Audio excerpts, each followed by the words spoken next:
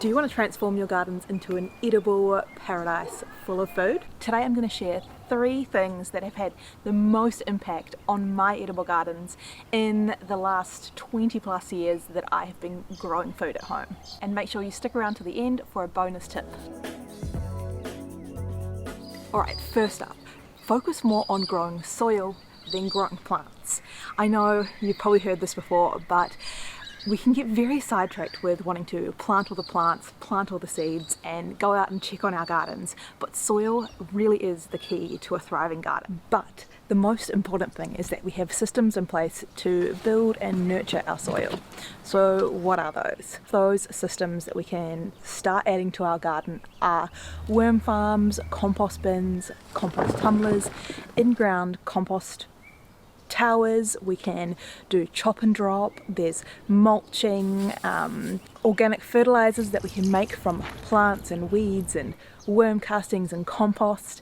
We can plant diversely. That is another really important thing, is having a diversity of plants in the garden so that we're not drawing up all the same nutrients, and continuously putting organic matter back into our gardens so that we're not just taking, we're always putting back in.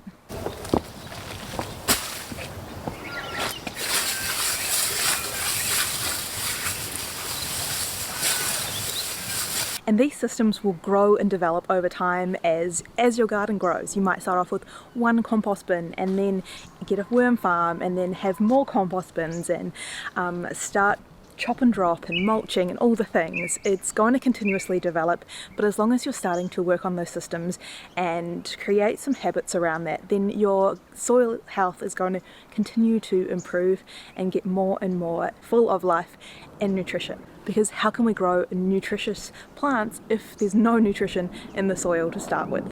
Healthy soil is going to make gardening so much easier. Your plants will thrive with less input, and you're going to get a more ease and flow in your garden, and you won't feel like you're always trying to keep things alive or save them from bugs. It all sort of works together to create a healthy, thriving garden.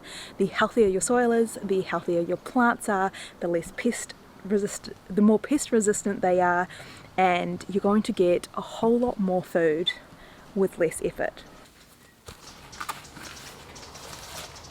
I did want to share with you that EcoFlow are having an end of financial year sale, so if you are looking at getting some backup power, some solar power, or something so that you're not relying so much on the grid and being able to have a little bit more self-sufficiency, then these backup power banks are super handy. This one has USBs as well as normal power sockets, and it can be charged via car, via solar, or from the wall, and then you've got a little bit of a backup when you need it.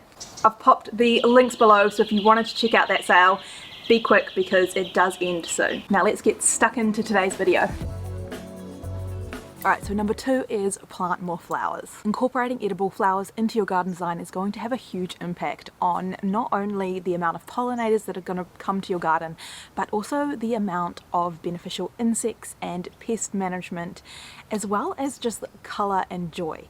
I love planting edible flowers all in my garden beds, as well as now some native flowers around the edge. There is one thing though that I do suggest, and that is to not include non-edibles in your veggie patch.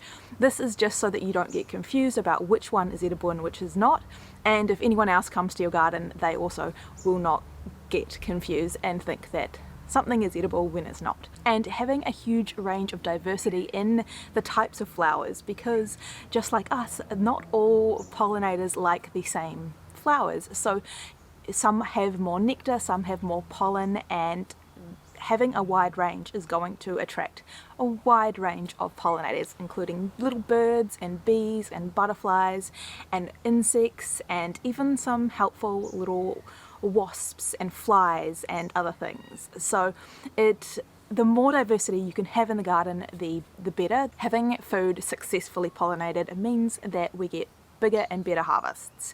So the more we can do in terms of adding diversity and adding flowers into our garden, the more abundance and the more food we're going to be able to get from our gardens.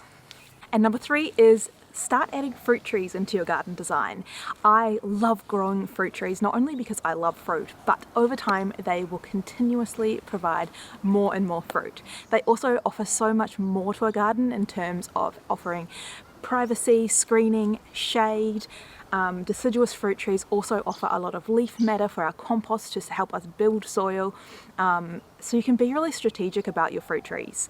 If you have a veggie patch and you want to plant fruit trees on the sunny side of it, instead of blocking all of that sun, you can plant those deciduous fruit trees that will offer some shade during the warmer months, and in winter they lose their leaves and they'll let that precious light in so that your veggie patch isn't blocked from all of the winter sun.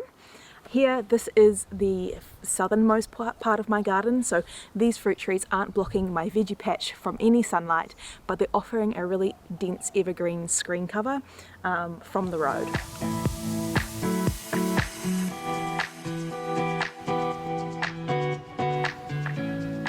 I just picked these all from the garden and I cannot wait to eat them. So the weather's about to turn, we're about to get a lot of rain, and that means disaster for fruit that's about to be ready.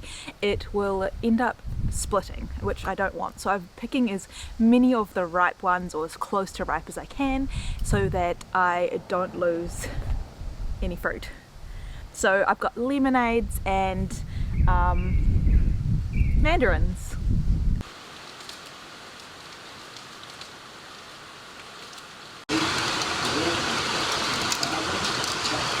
Alright, so my bonus tip that I promised I'd share with you is spread the risk and don't put all your eggs in one basket. So I like to plant things in different garden beds so that if the bugs attack one of them, I've still got backup options, which happened to my peas. I planted peas in my raised garden beds out the front and they got demolished. So the second time round, I popped them in all different parts of the garden, including out here in the pallet planters, and they did get demolished again out the front, but these ones in these pallet planters are thriving fine, not touched by the snails. So I'm super happy with that because that means I'm going to get some delicious peas. So as you can see, all my gardens are very mixed in and diverse, and that has worked incredibly well for me. So hopefully that will help you too.